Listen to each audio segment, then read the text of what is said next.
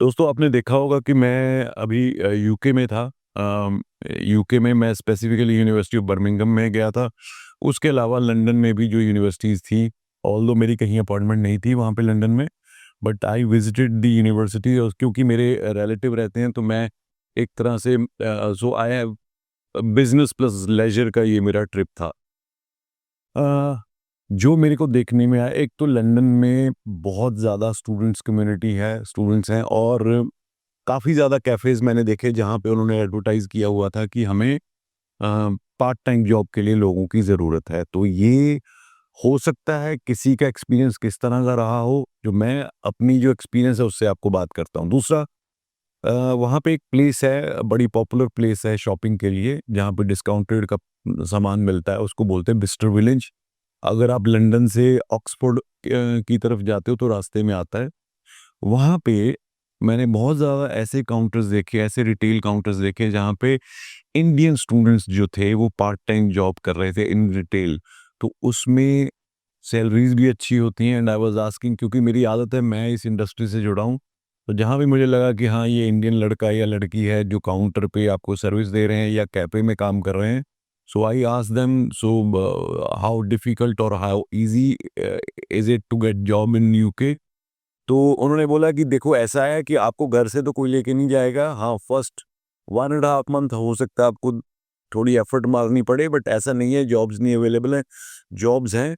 और बहुत सारे जो लड़के-लड़कियाँ हैं वहाँ पे काम भी करते हैं। एक बात करते हुए एक और चीज़ मेरे को सामने आई।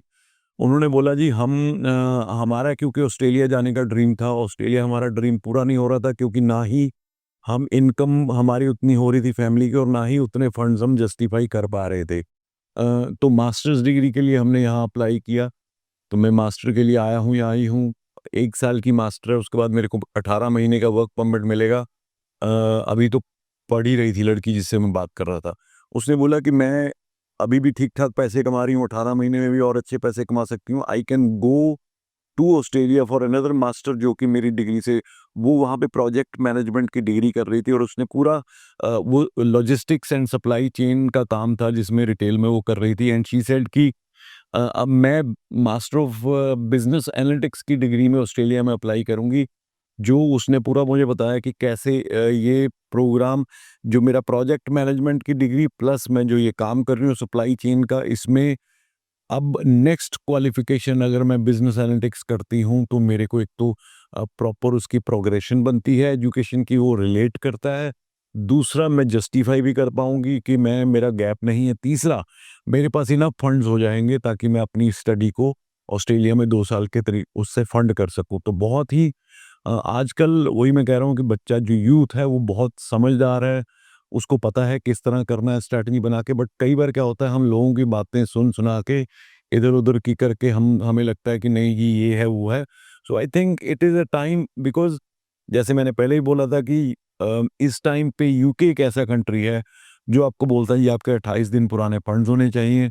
आपकी एकेडमिक्स तो बैकग्राउंड भी डिपेंडिंग है। देखो, क्योंकि यूके में हर तरह की यूनिवर्सिटीज़ है। यूनिवर्सिटी ऑफ बर्मिंघम भी है, जहाँ पे आपकी एकेडमिक प्रोफाइल, आपकी फाइनेंशियल प्रोफाइल अच्छी होनी चाहिए। बड़े अच्छे-अच्छे बिज़नेसमैन के बच्चे इंडिया के वहाँ से पढ़ के आते हैं।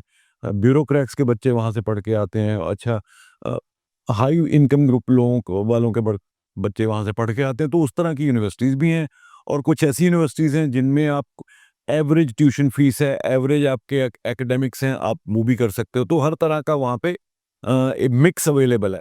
तो अगर आप अपने स्ट्रैटेजी बना के चलोगे तो मेरे हिसाब से it's it's a good option for you, because अगर हम न्यूज़ीलैंड की भी बात करें, न्यूज़ीलैंड में सबसे बड़ी जो एक पेन है वो ये है कि वो फंड्स को लेके इतने ज़्यादा फिनिकी हैं, इतने ज़्यादा, मतलब भी इतना तो ऑस्ट्रेलिया भी नहीं है जितना कि न्यूज़ीलैंड वाले। न्यूज़ीलैंड वाले वीज़ा सक्सेस रेट तभी है अगर आपके फंड्स की पूरी जस्टिफिकेशन उसमें, और तीसरा बंदा कोई नहीं होगा। वहाँ पे मैं रिकमेंड करूँगा कि आप 2 साल या 1 साल का ही कोर्स लेके जाएँ, एंड देन वहाँ जाने के बाद आप उसको आगे कंटिन्यू कर सकते हैं। कनाडा भी है, वहाँ पे इन्वेस्टमेंट ज़्यादा है, तो ये बहुत सारी चीज़ें हैं।